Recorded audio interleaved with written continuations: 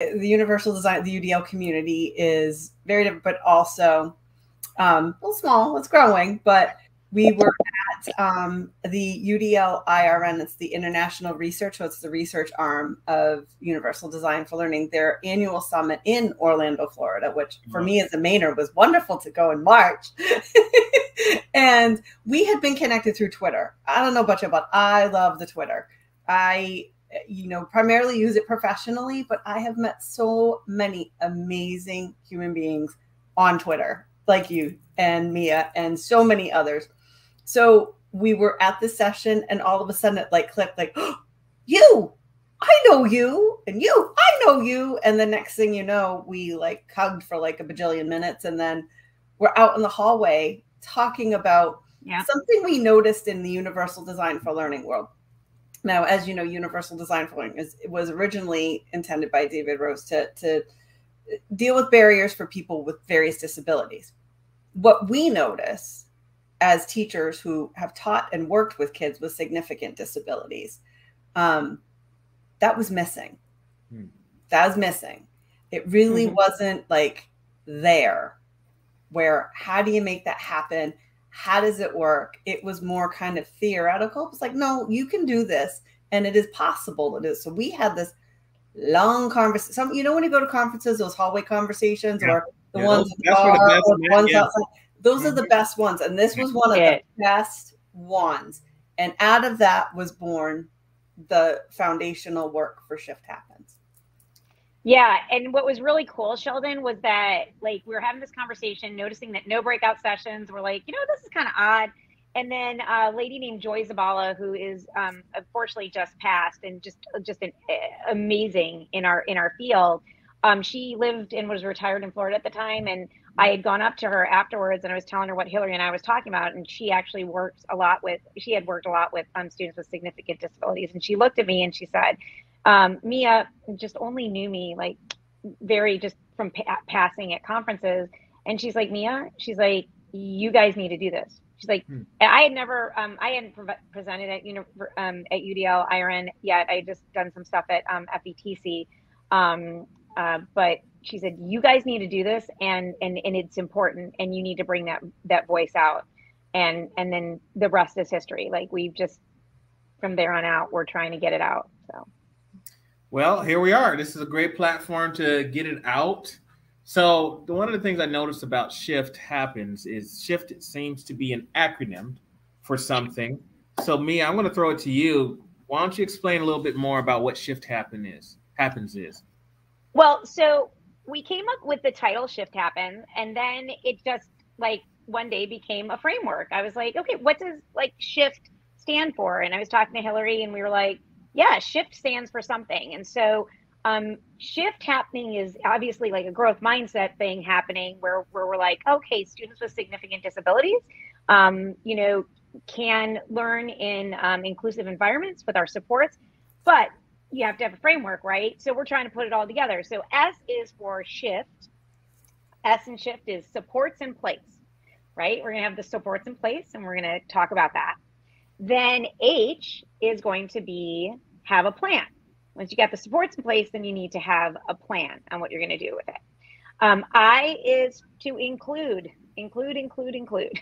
right? We're looking for inclusion in general ed settings so that our students with significant disabilities are a part of our world and are contributing in our world in schools and beyond. F is for the framework. So that's the UDL framework for all learners.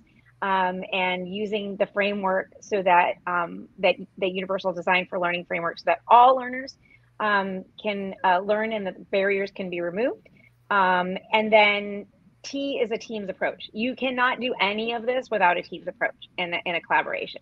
So supports place, have a plan, include framework, supporting all learners with universal design for learning, and then T for team's approach. Nice. Hillary, did you want to add to that? Well, it's kind of true. And I wanted to kind of expand upon the team's approach because we talked about we've expanded a little bit about that part and kind of the I part for include is also intentional because we tend not to. we tend to put kids with significant disabilities into programs under the guise of they're safer there or they're protected there. When if we did some looking at the Universal Design for Learning framework and looked at a typical classroom environment, we could make adjustments to the design space of that room.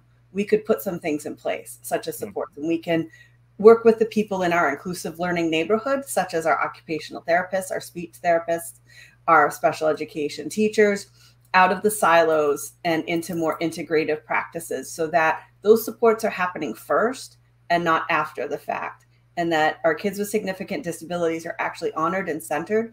And so part of this too for us is just not just from our own experience, but from our passion from learning and listening to disability rights advocates, people in the disability rights community, such as Alice Wong and Mia Mingus from the Access is Love is their moniker, where you bring access from a place of love.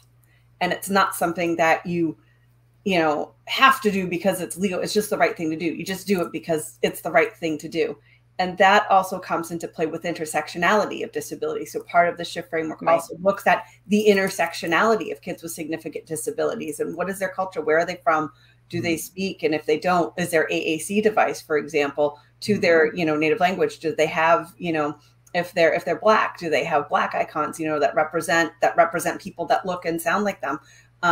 All kinds of things. So looking at that representation in their materials, their methods, the assessments, and not being this group of kids that are in that room over there that everybody's wondering about, but more that they're a part of the community. They belong. Not just we've given you a space, so you're included, specials and lunch and music, yay, here you go. But it's deeper than that. It's richer than that. And when we do that, we're really honoring variability because we're all different. Why not honor that instead of being afraid of that? So what we're trying to do is really help people understand that. And part of that is internal, where I have I like acronyms if you can't tell with SHIFT. It's called JAB. And it's kind of part of the unlearning, like an onion, right? Where we've been all conditioned, right? We all have things we've been conditioned, messages we've heard, things we've seen, experiences we've had that tell us something about someone. But they really don't, because that's a judgment. I'm placing a judgment on you either based on your ability, perceived ability. So there's a perception that kids with significant disabilities can't. They can, it's just different. So we got to flip that. And that's something that unlearning you've got to do. And then your attitudes about kids with significant, and not just kids with significant, this also applies. You could apply this to all, people that are in the margins. You could apply this to the intersectionalities of all that. What attitudes do we have? Like, someone else's lifestyle is different from, and that's bad. Well, no, are they hurting in it? Like, where's that coming from? Let that go. And then your beliefs. What do you believe? Do you believe that everybody belongs? Do you believe that everybody has a voice? Do you believe as a person like me, as a white woman, as a position of power and who is able-bodied, that I can give that up and share that? Because there's plenty to go around. Right. And Andra, I want to take a minute too and acknowledge the work of Andra Tisha Fitzgerald, because she's informed a lot of our work from an anti-racist and universal design for learning perspective. And she talks about, honor and power and giving that up and what's afraid. And I was thinking about what her words very deeply today. And for me, it wasn't about what am I losing by sharing or giving up some, but what am I going to gain from that? So there's that mindset flip. There's that jab. You got to take a jab at your judgments, attitudes, and beliefs, your internal dialogue about things, and that quick stop instead of saying, you know what, if I could give you as an educator all the things and all the tools and all the supports, wouldn't you want all the kids in there? I'm not talking 50 kids, but wouldn't you want variable? Because you could teach to it, because you have everything you need, rather than waiting for RTI or a referral or special, all working together. For why are we doing it separately? I just don't get it. You're blowing my mind. I have taken all, like, my paper, that my notepad is filling up with notes. I see a comment from Elizabeth. Welcome, Elizabeth. She wants to know, is there a link that shows SHIFT as a graphic? We do. We have. Yes. We just don't have it right here, right now. But we do have a blog post too with Inclusive Think. And we can drop that. Can we drop that in the? I wonder if we can drop that in the. I can look for it. If you have one of you have a second to kind of look it up, and then we'll drop it in a link for Elizabeth and whoever else is watching, so that way that's there. And she also is asking, what about 2E students as well? Oh, good question. It belongs. Yeah, that 2E students. I actually need clarification on that. I don't think I've ever heard that term. Yeah, tell us some more, Elizabeth. So while she's doing it, Hillary, it's funny. I love the judgments, attitudes, and beliefs. She's brilliant. That is right there. And I love how you say it's not just for, because sometimes, and I used to do special ed, and it was always those kids, or are those your kids, Dr. Akins? Are these, is this one of yours? And I always would say, they're one of yours too. Like they're all right. I would say, did I give birth to? Do you see? I didn't give birth. At the time I was pregnant with my son. I'm like, really? That would be really fast. Because no, there are kids. I don't own them. They're not my possessions. No. They're children. Yeah. There's joy and love of learning in all of it, and that's the bigger goal, is to instill that no matter who it is, or where they come from, or what their abilities or perceived abilities are. You got to presume competence for kids with significant disabilities, because if you do a different approach and you have the shift framework, I'm telling you, beautiful things can happen. I've watched it. It's wonderful when that happens. And speaking of presuming competence, like there's Carol Gary, she is another professional in the field that we look to, a speech language therapist, amazing mentor. And she has Practical AAC. That's her Twitter handle. She has a model where it's like perception, expectation, opportunity, and achievement. And it all feeds each other. And that's about presuming that competence and potential that we're talking about in the shift, and getting those the things in place, that S. Because if your perception of someone is that they can't learn, what are you going to do? What's going to be expectation? Well, the expectation is that I'm not really going to give you a lot because I don't think you can learn, right? So I'm not going to give you a lot. Well, if I'm not going to give you a lot, and that's my expectation, then how many opportunities am I going to give you, right? Probably a lot less than the other kids that I'm perceiving, right? And then what's your achievement going to look like? And it just feeds. It's just a wheel, right? But then if I have the perception that, you know what, I don't know what you can do. I don't know what you can do, but my perception is that you can do anything that we can put our minds to, right? That we can think of. So then the expectation is that I'm gonna believe that of you. I will believe that of you. My opportunities, I'm going to give you tons of opportunities to do that, and then your achievement is going to be higher. Isn't there is actual research, right? Research about, oh gosh, there's this quote where it is what we expect of people, they will. It's for students too. What we expect of them, they will give us.